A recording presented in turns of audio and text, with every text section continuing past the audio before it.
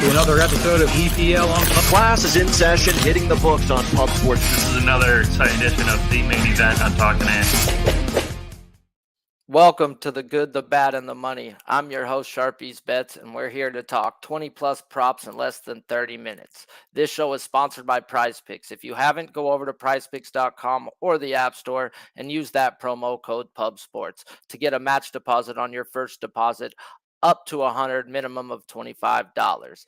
This show we get to talk about get right spots, great spots, and game of the day. Then we head into Billy Brizz's favorite spots on the slate, finishing up with Big Show picks, play of the day, and ladder season. So let's get into it. If you haven't already, do us a favor, smash the like button, go over there, hit the retweet, hit that notification bell, and let's talk some NFL props. The get right spot today is the Cincinnati Bengals versus the Carolina Panthers. It's in Cincinnati where the Bengals are a 7-point favorite and the total is set at 42.5. First guy we're going to talk about is Joe Burrow's fantasy score over 20. Last week was our first look at Burrow without Chase in the lineup, and the fact was it was a divisional matchup where the Bengals have never beat the Browns with Burrow behind center. Now we get the Panthers, who are 20th in total yards and 21st in points allowed.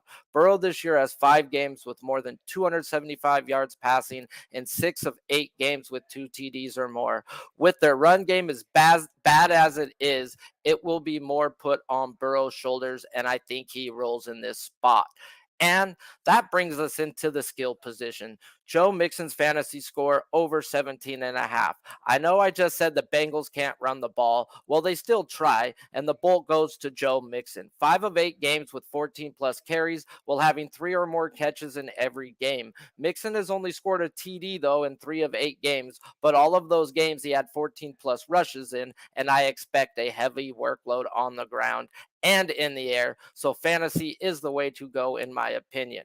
Now let's talk about these 2 stud wide receivers that they do have. T. Higgins receiving yards over 75.5. Higgins has had 6 or more targets in 7 straight games, and if you don't know, you should know.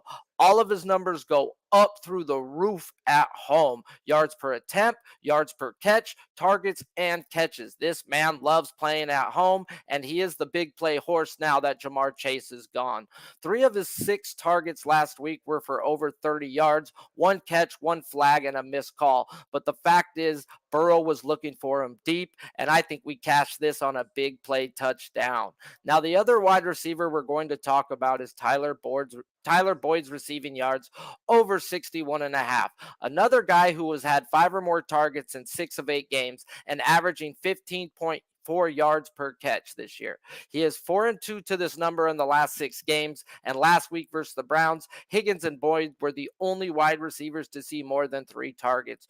Don't put too much on last week. Like I said, it was a divisional game, and now it's time to get right. As I said earlier, smash the damn like button if you haven't. It helps. Let me know what you're on. And now let's get into these spots that are going to put money in our pockets, the great spots on the card. The first 2 great spots we're going to talk about are in the same game. It's the Dolphins and Bears game, where the Dolphins are a 4.5-point favorite and the total is set at 45.5. Let's talk about the man who owes us fucking money from last week, Raheem Mostert. And we're going to go fantasy score over 12 this time. We get a nice spot again, and even if somehow they do go down 2 scores to start the game like last week, I still like this spot. No more Chase Edmonds. More pass work coming for our boy. And in a PPR format, every catch is a point. I'm expecting 15-plus rushes, 70-plus rush yards, 2 catches for 20-plus yards, and a touchdown. We smash this. We have 11.5 points just on this man's average alone, and now we don't have Edmonds in the backfield. Wilson will take some snaps, but he's not going to eat into the workload of our man. And now he gets a matchup with the Bears, a team who is 31st versus the rush, allowing 156 yards a game and 22.5 points a game. And they just traded their stud linebacker Roquan Smith. There should be some big lanes for Mostert, guys.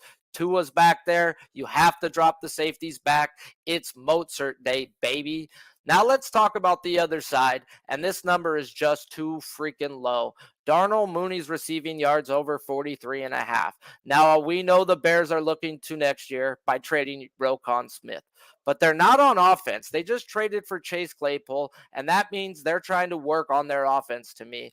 And that helps Fields a lot in the short passing game by getting Claypool, and it's going to open up more big plays for Darnell Mooney. Mooney has had over 44 receiving yards in 5 straight games and has nothing less than 5 targets in that span.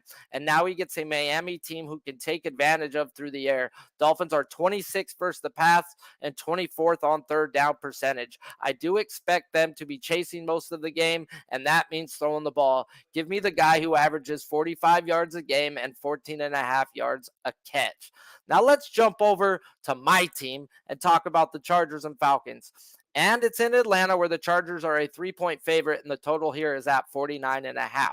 Justin Herbert's fantasy score is the way we are going to go, over 19.5.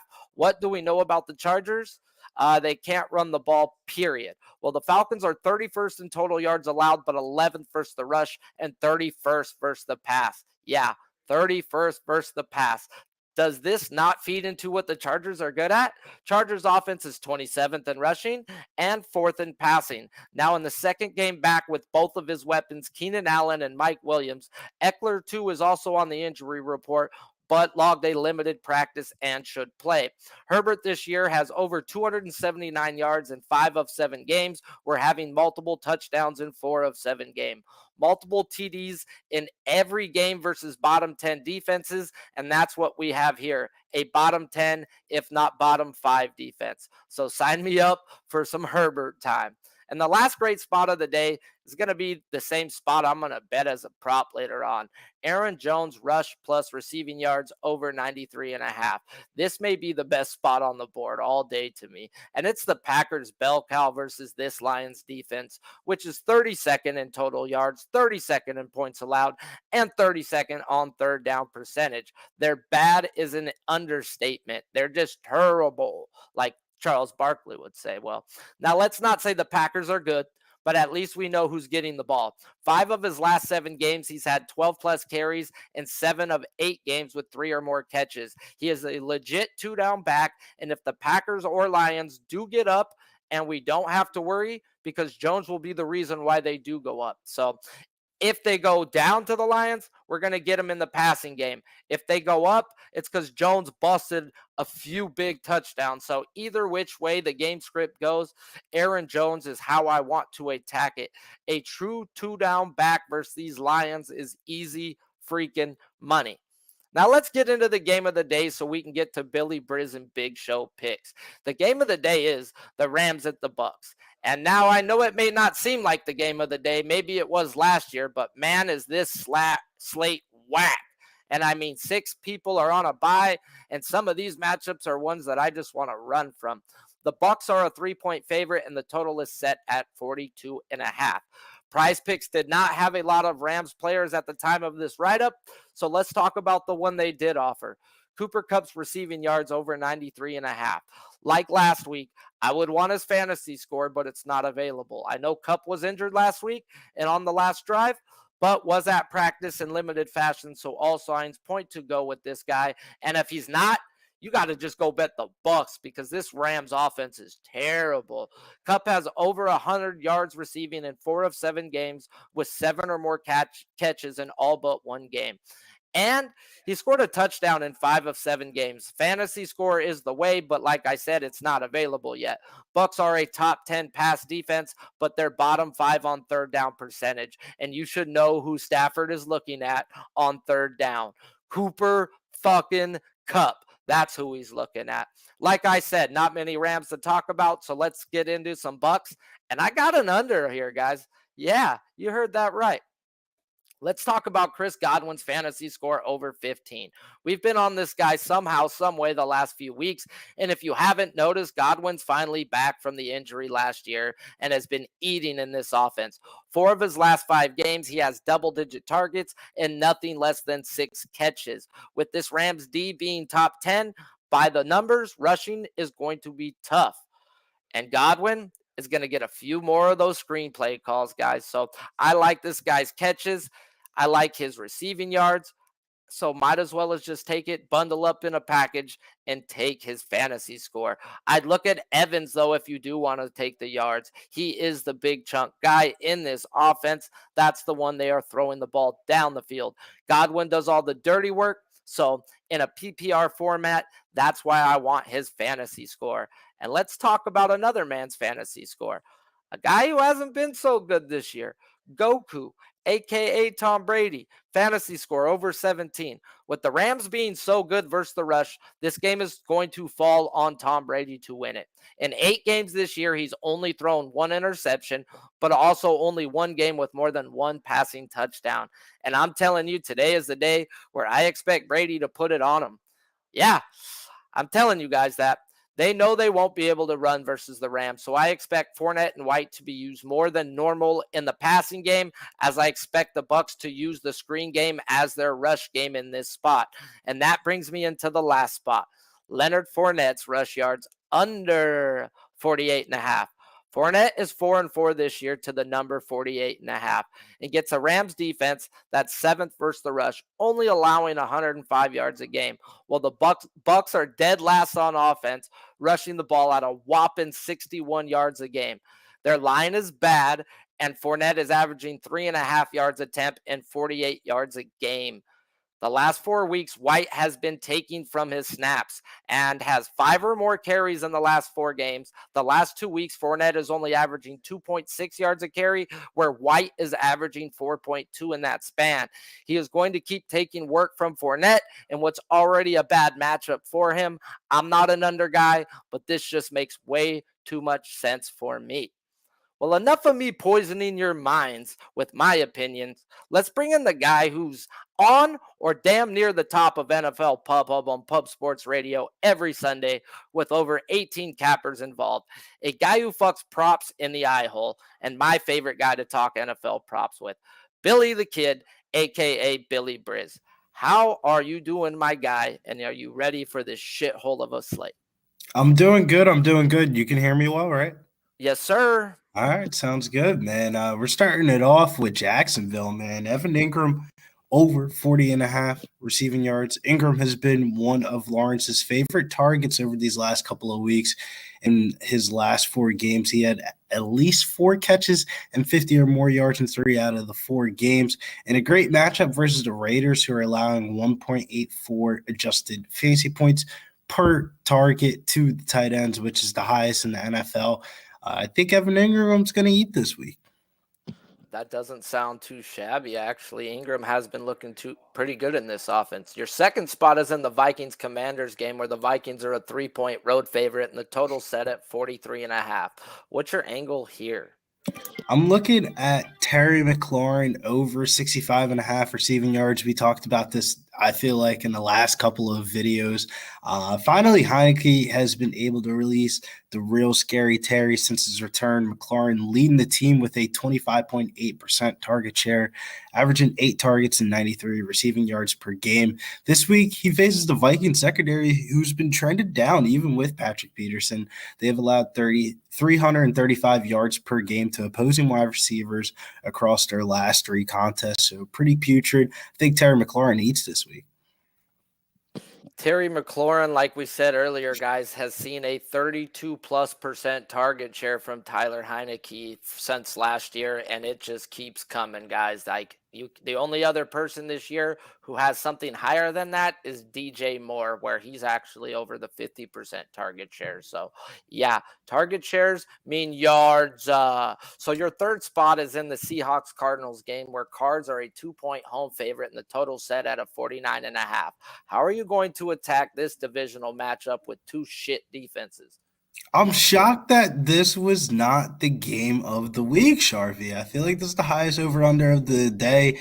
Lockett's been a target monster in this offense with 8 or more targets in 5 out of his last 7 games. Over 63.5 receiving yards. Lockett historically dominated this divisional matchup over his last 2 games in Arizona. He's had 298 yards and 5 touchdowns. So seems like a good spot for Lockett with DK Metcalf on the other side. low key, I think this is going to be the game of the week, though. Seattle, Arizona. A lot of divisional expectations in this game.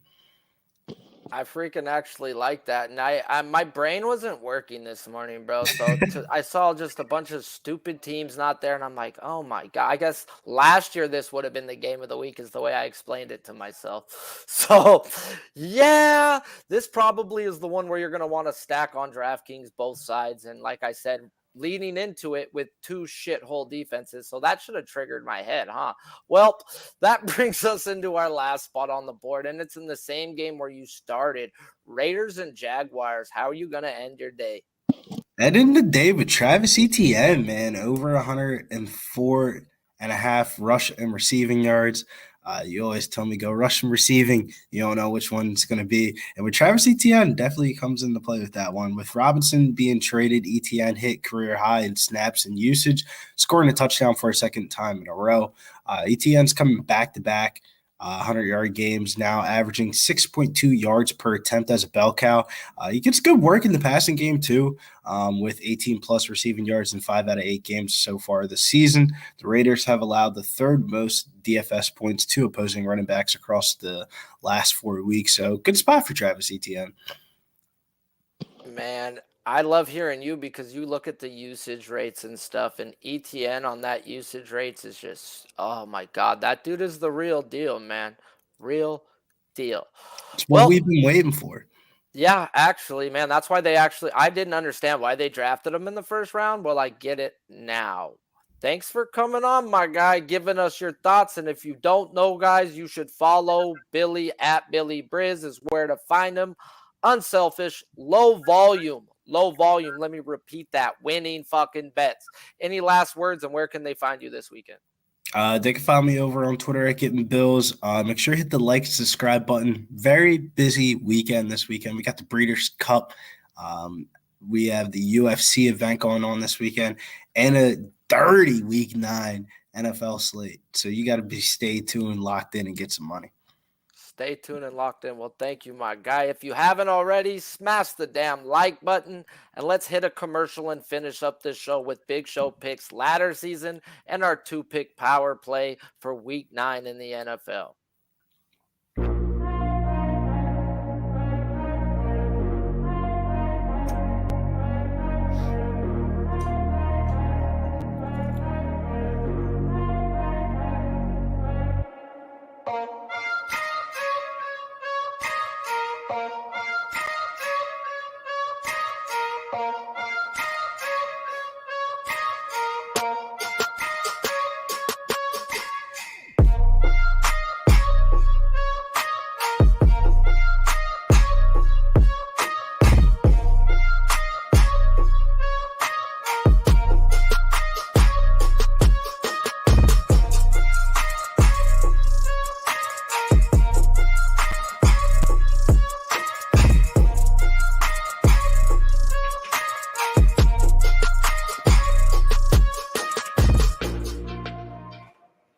I'm over here doing the robot.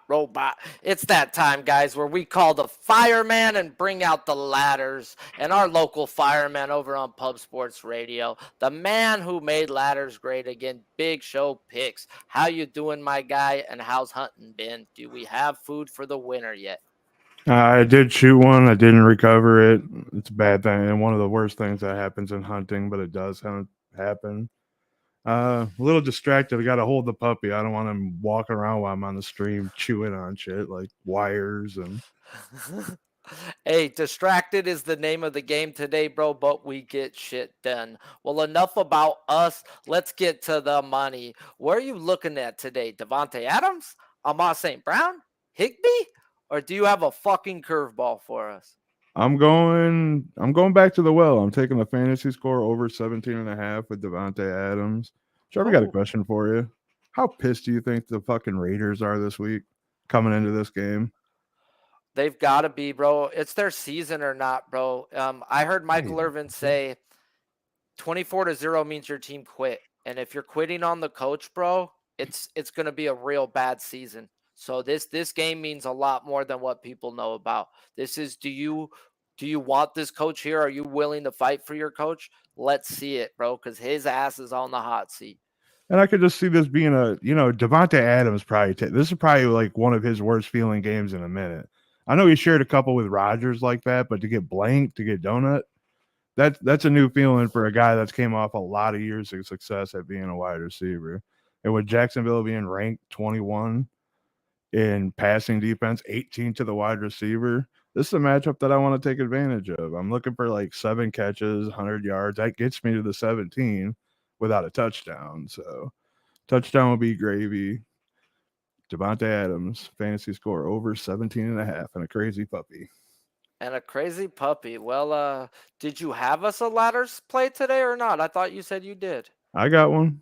Okay, well we'll get to that after I'll talk my spot, because I shot you the ladder play thing and you gave us your best play because well, you hit me with the Devontae Adams, so I didn't really know which one. No, I actually didn't. I didn't know. You told me. I got a new. So I kind of got a new thing, and I'm gonna try to do a side this time for a We'll ladder talk about that then, prop. because let me throw up my quick little 2 cents, but I already talked about it, guys. We've got to go right back to Mozart. Mozart's fantasy score over 12 is stupid. That is his average. They just traded Edmonds, their third down back. Wilson will get some rushes, but that means that's more passing for our guy Mozart. Bears are 31st versus the rush, allowing 156 yards a game, and they just traded Roquan Smith. Everything points to Mozart. 12 is too easy. He's going to get into the end zone, and that smashes the 12, and we'll be near that 20. So there's the 2-pick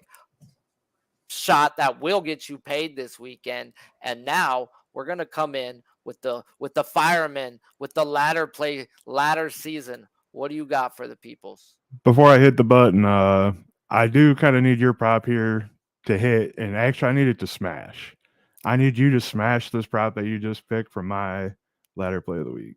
What's up, everybody? This is Big Show Picks coming in with another Big Show Picks ladder play for the week, for the good, the bad, the money. This week, I decided to take the Miami Dolphins minus 4.5 at minus 106, the minus 5.5 at plus 102, and the minus 6.5 plus 122. I highly recommend this play if you think the Dolphins can win this game by more than a touchdown. This high-powered offense, we've seen it last week versus the Lions, same division, same kind of comp. I think the Lions actually beat the Bears 3 out of 5 times during the season.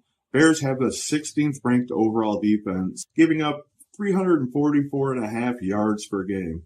Although the Dolphins haven't been much better on defense, signing Bradley Chubb should make an immediate impact, especially for the $10 million price tag that they pay. Let me know if you guys decide to play this. Comment below. Have a good week, everybody. Best of luck. Man, I was already looking at the Dolphins minus 3.5 or 4.5. It was at 4.5 because I'm like, they just traded their stud linebacker, bro. I didn't even think about Chubb being on the Dolphins. That's definitely look what happened in this game. Both the stud defensive players now on the team got traded. Roquan Smith left the Bears defense, and Bradley Chubb goes. If you look at the reports, he didn't know he was going. Fields didn't know it's gonna fuck with this locker room, and they're already 31st versus the rush. So now you lose your Mike linebacker, bro. You're all pro. Yeah, you can't replace that, bro. That's the signal caller, bro. Yeah. They should get routed this weekend, and they shouldn't go down 14-0, but that's what I said. If you think they can win by more than a touchdown, it's a good play. Normally when you see these 4.5, you're like, whatever. But if you think they can win by more than a touchdown, it's a decent play. And you hit 2 plus money props in the meantime. Plus monies. Well, my guy, I'm going to let you say some good words, tell them where to find you, where you'll be at, and then I'm going to tell them goodbye real quick and call it a day. Just like Sharpie and Billy said, it's a big weekend here on Pub. We got the horses kicking off right now and tomorrow, I do believe. We got UFC, like Billy said. And Sunday, we got the Sharpie Red Zone, Pub Zone show. Be sure to go check out all the clips that are on YouTube. I work with our guy T, the guy that's on the UFC show with us, on getting all them clips out to you, the EPL, the college football, and then the Jimmy side with the NFL. Check them all out before the weekend. Do them a favor and do us a favor, guys. Hit the like that way it clips up the show for you. At the end of the day, pick out the games you're looking to bet on, and it's just boom, boom, boom, quick to the point. And yeah, you don't have to deal with all the other nonsense if you just want to hear about 3-4 games, because if you don't know, those clips have gotten us more subscribers than anything else over the last few months, guys. They're pulling in a lot. It's made that college football show that Big Show does with Connor Mack and Bobano one of the hottest shows on Pub Sports. So do us a favor, smash the damn like button, hit us up on Twitter, tag us in your props, in your prize picks, and let's get to the money. Until next time, I'm Sharpie's Bets. He's Big Show Picks, and we're out. We be pubbing.